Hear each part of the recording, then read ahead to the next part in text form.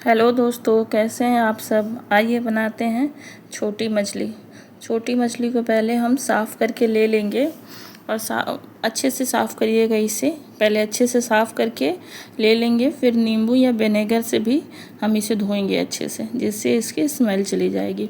अब शुरू करते हैं हम इसे बनाना। तो चलिए हम चलते हैं अपनी कढ़ाई की तरफ। अब डालेंगे हम कढ़ाई में तेल और तेल को गर्म होने के लिए छोड़ देंगे और तब तक हम अपनी मछली को मैरिनेट कर लेते हैं। मैरिनेशन के लिए हमें चाहिए हल्दी, लाल मिर्च पाउडर, नमक और बेसन। इन सभी चीज़ों को हम डाल देंगे मछली के अंदर और इसे अच्छे से मिक्स करेंगे। प्रॉपर से मिक्स करिएगा, वरना मछलियों में एक अच्छी सी कोटिंग आ जानी चाहिए, वरना फिर मछली में किसी में फ्लेवर अच्छे से आएगा और किसी में नहीं आएगा। अब कोटिंग करने के बाद हमारा तेल गर्म हो गया है और हम मछलियों को तेल में डाल देंगे और इसे हिलाएंगे नहीं, ऐसे ही छोड़ देंगे जब तक कि हमारी मछलियाँ अच्छे से सेट नहीं हो जाती हैं। अगर आप बीच में हिला देंगे तो उसका कोटिंग भी उतर जाएगा और ये मछली बहुत ही सॉफ्ट होती है, ये जल्दी से टूट जाती है। तो ये देखिए, जब हमारी मछली एक साइड से अच्छी तरीके से हो गई है, फिर हमने इसे पलटा है और अब हम इसे पलट करके छोड़ देंगे दूसरे साइड से पकने के लिए। इस मछली को बहुत केयरफुली हैंडल करना होता है क्योंकि ये बहुत सॉफ्ट होती है, इसलिए आप इसे बहुत केयरफुली हैंडल करिएगा। और एक चीज़ हमेशा याद रखिएगा कि मछली फ्राई करते समय अपने गैस का फ्लेम हमेशा हाई रखिएगा, क्योंकि मछली लो फ्लेम पे नहीं पकती है, वो हमेशा ही हाई फ्लेम पे ही पकती है। तो इसलिए जब भी कभी मछली फ्राई करें, चाहे कोई भी मछली हो, छोटी हो बड़ी हो, आप उसे हाई फ्लेम पे ही फ्राई करिएगा। तो ये देखिए, हमारी मछली अच्छे से फ्राई होके निकल गई है और अब हम चलते हैं मसालों की तरफ। तो हमें चाहिए मसाले के लिए पीले वाले सरसों, लाल मिर्च, लहसुन, धनिया और जीरा और काली मिर्च। बस इतने ही मसाले हमें इसके लिए चाहिए।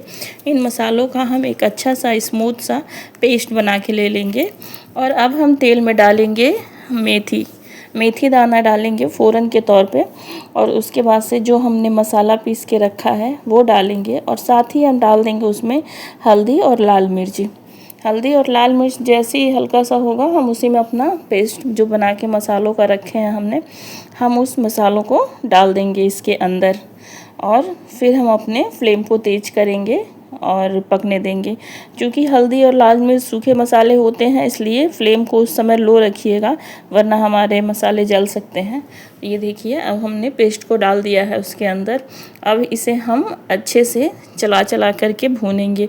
बीच बीच में हम इसका ढक्कन भी लगा के रखेंगे ताकि इसकी जो महक है मसालों की वो उसी में बैठ जाए, उड़ने ना पाए। तो इस तरह करके हम इसे ढक करके और भूनेंगे मसालों को चलाते हुए। मसालों पे ध्यान दीजिएगा कि बहुत जल्दी ये चिपक जाते हैं, तो इसलिए ध्यान दीजिएगा, हमेशा चलाते रहिएगा थोड़े थोड़े समय पे। और ये देखिए, हम मसालों को चलाते हुए अच्छे से भून रहे हैं। अब हम इसके अंदर, जब हमारे मसाले तेल छोड़ने लगेंगे, फिर हम डालेंगे इसके अंदर कटा हुआ टमाटर ऑप्शनल है, आप चाहें तो स्किप भी कर सकते हैं और उसकी जगह पे कोई खट्टी चीज़ डाल सकते हैं, जैसे कि आमचूर पाउडर। तो ये ऑप्शनल है टमाटर, लेकिन टमाटर से ज़्यादा अच्छा फ्लेवर आता है, आप ज़रूर डालिएगा। अब हम डालेंगे टमाटर और टमाटरों के साथ ही हम इसमें नमक डाल देंगे, जिससे कि टमाटर जल्दी से गल जाएंगे और अच्छे से पक जाएंगे। नमक डालेंगे, मिक्स करेंगे और फिर हम इसे ढक देंगे और ढक करके हम पकाएंगे मसालों को। थोड़ी थोड़ी देर पे चलाते रहेंगे मसालों को, जिससे कि हमारे मसाले जले ना और अच्छे से पक जाए। मिक्सर में जो मसाला था उसे हमने थोड़ा सा पानी डाल के उसे भी ले लिया है, कोई भी चीज़ हम नुकसान नहीं करेंगे। तो इस तरह से करके हमारे मसाले भून रहे हैं। मसाले भूनते समय ध्यान रखिएगा कि फ्लेम बहुत हाई नहीं होना चाहिए, लो मीडियम पे ही फ्राई करिएगा, मसालों को भूनिएगा।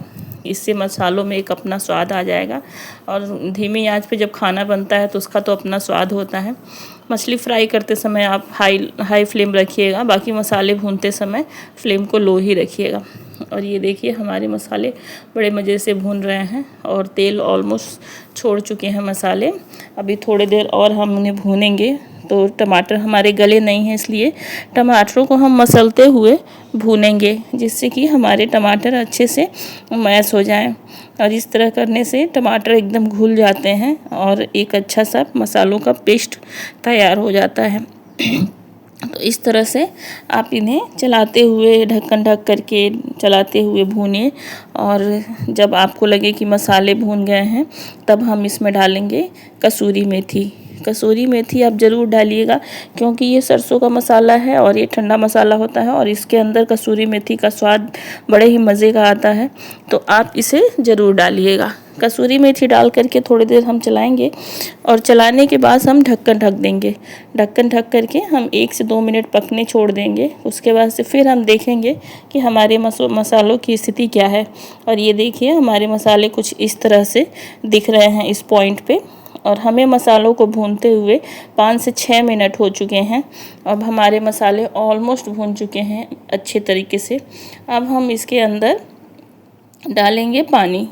पानी आप अपने हिसाब से देख लीजिएगा आपको कितनी ग्रेवी चाहिए। अगर आपको बहुत ज़्यादा ग्रेवी चाहिए तो पानी बढ़ा सकते हैं, बहुत कम ग्रेवी चाहिए तो आप पानी कम कर सकते हैं। आपको कितनी ग्रेवी की थिकनेस रखनी है, आप उसके हिसाब से ही पानी डालिएगा। और हम डाल के इसको ढक्कन ढक देंगे और ढक करके हम इसे उबलने के लिए छोड़ देंगे। जब तक हमारी ग्रेवी अच्छे से उबलेगी नहीं, ये देखिए बिल्कुल ऐसी उबलती हुई ग्रेवी हमें चाहिए। इसके बाद हम डालेंगे इसके अंदर मछली हम पहले नहीं डालेंगे, क्योंकि हमारी मछली ऑलरेडी फ्राई है और ये बहुत सॉफ्ट होती है, टूटने का डर होता है। इसलिए जब भी हमारी ग्रेवी अच्छे से उबलने लगेगी, फिर हम इसके अंदर मछली डाल करके और ढक देंगे।